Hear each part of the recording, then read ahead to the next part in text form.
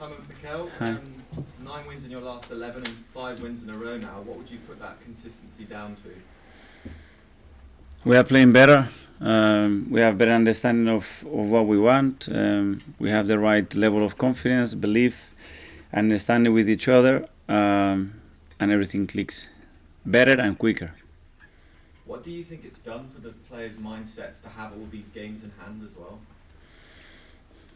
You don't know how you're going to take because you want to play the games and you want to keep it up to speed like the other teams, because it's a bit awkward sometimes when the performances kind of reflect your position in the table at times.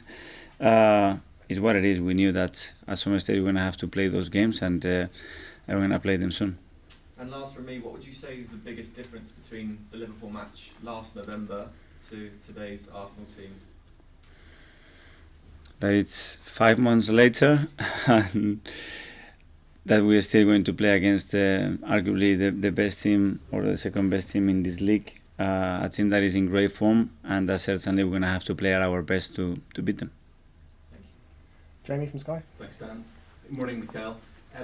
In your 2 and a bit years at Arsenal, is this right now the best Arsenal have played? I think with the level of consistency throughout a game and throughout a period of games or a run of games, I would say yes. And you're now in that 4th spot, which changes things slightly. You've now got a target in your back. Does that change the mentality at all?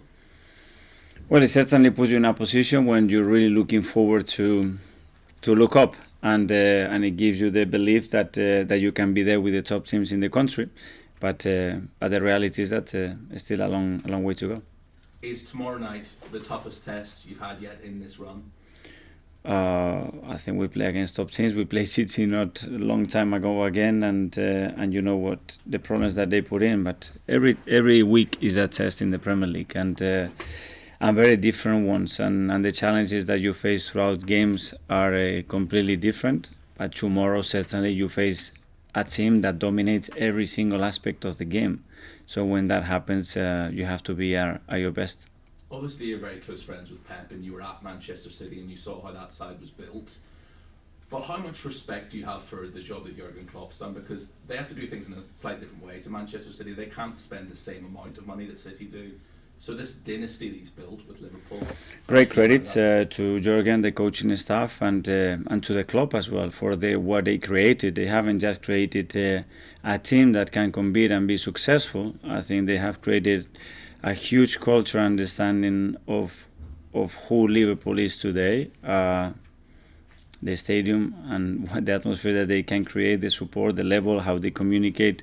It's a lot of things. It's not just the individuals or the players that they have recruited and the plan that they had to achieve that level. It's the whole plan that I really value, I think. Is that a blueprint or a model that Arsenal can kind of aspire towards? Because you don't have the same deep pockets that Manchester City do either. So is Liverpool the sort of blueprint of how to do things? It's very different because our histories are different, the timing of success are different, but we all want to achieve the same thing, that is to be the best team in this league, and that's our focus. Yes. Thank you. George from the BBC.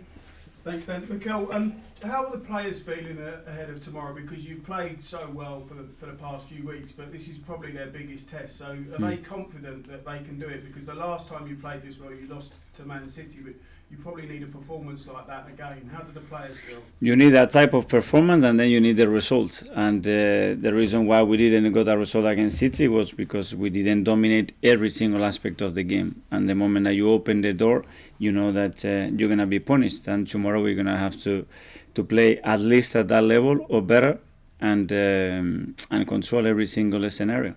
You missed that match. You was at home. So what will tomorrow be like for you? Because being there, do you think that will make a difference in how vocal you are on the touchline, that those particular moments you can guide them through? Hopefully very soon they don't need anybody there, you know, and they can do themselves and understand and interpret everything that the game requires in that moment. But certainly I will be there with the whole coaching staff and the rest of the backroom staff, supporting the players as much as possible. Liverpool are playing really well, but do you feel like you're one of the best teams in the country in the minute with the way your team are playing too? No, there are better teams in the country because that's what the league table shows, and we haven't done anything. What we're doing is trying to improve, understand better what we want, being much more consistent in performance and results, but nothing else as yet. Is there going to be any surprises from you tactically or with your selection tomorrow? Is it a case of, no, I'm picking the same squad, here we go, bring it on? We will see tomorrow. Thank you. Thanks, George. Ian, Talksport. Hi, Mikel. Hi. So you're fourth now, and I think that most people would admit that fourth place is yours to lose. So with that being a bit of a given, would you say that if you don't finish fourth, it's a bit of a failure from here on in?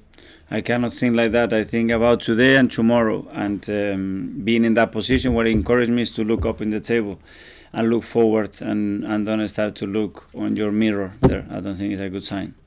Okay, so if you look up in the table, you see Chelsea, who are catchable, and we obviously know the problems that Chelsea have right now. One, do you see them as catchable? Two, do you feel sorry for the position on the football side that their manager and their players are now in? For a lot of people that are part of that club that can suffer any consequences, obviously, yes, but I cannot judge the process or what is happening.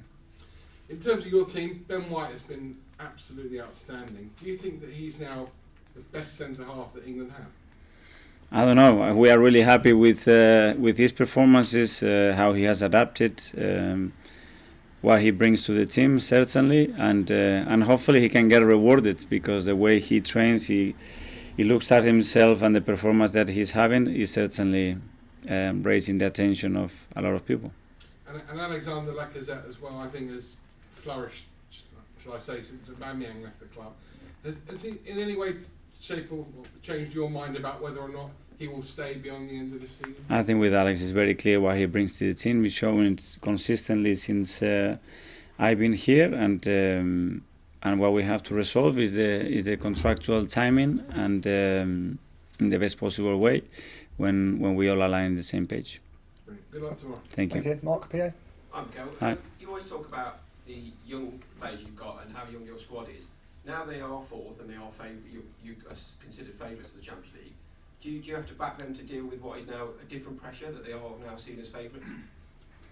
Well, that's the pressure of playing for this club, is to be the best, and we are not there yet. So if the objective is that, it's not a pressure. It has to be a motivation, a challenge, and a clear understanding that the purpose to play for this club is only to be the best. And what we've done so far means absolutely nothing.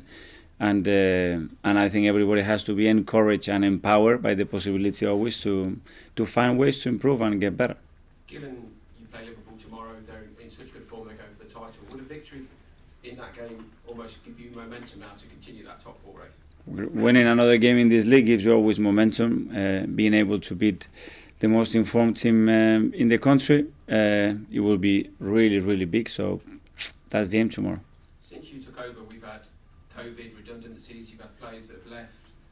Other than now having to have us back in the room, are you the happiest you've ever been? Especially because you guys are here. That's what it changes my life. And just finally, have you heard anything from Pep? Are you expected to hear anything from Pep ahead of tomorrow night, asking for a favour? Not yet. I haven't heard anything yet. Thanks, Mikel. Thank you. Thanks, Mark. James? Hi, Mikel. Hi. Brendan Rodgers, after the game on Sunday, said that Aaron Ramsdale is the best English goalkeeper. Just how impressed have you been with the start of his Arsenal career? Well, first, thanks to Brendan for thinking that way, and I think Aaron has to take those words to give him confidence and support in what he's doing. As I always said, that he's been exceptional since the day we signed him, not only in the pitch but as well what he transmitted, what he brought to the building, to the club, outside with his character and personality, and that's the type of people that we want to bring to the club. And because you've got such a strong core of young English players in the squad, do you think that made it easier for Aaron to adapt to the squad once he arrived? Certainly, and you can see the understanding and the chemistry that he has with some of those. The fact that they knew each other for many years, that's always helpful, and that always, I think, it speeds up the process of any adaptation that it's always difficult into a new club.